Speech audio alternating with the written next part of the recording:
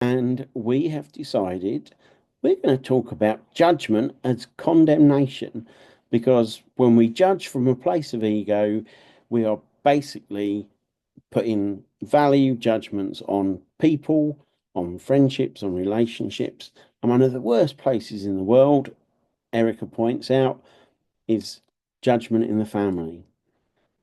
Over to you. Well, I didn't expect that introduction, but yes. Just in our little talk that we were having, I think it starts at the very beginning. It starts in the safest place that we know, most of us, right? Those of us that are fortunate to have a safe family home. There's judgment inside of there. So it's almost like you can't escape it. And some of it might not be delivered in a way that comes from a bad intention, but it still lands as judgment, which can serve to, start making you doubt your own decisions, not trusting your own thoughts and the processes that you go through to, discern and make your own decisions, because somebody or something is putting a judgment on you. And sometimes it's not always verbal either. Like, it doesn't come directly out. It can be a look.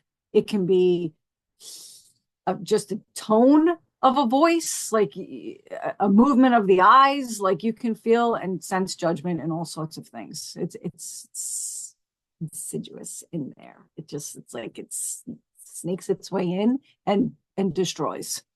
And then you judge yourself, which causes you to then put judgment on other people going forward, right? Because the harsher you judge yourself, the harsher you will judge others.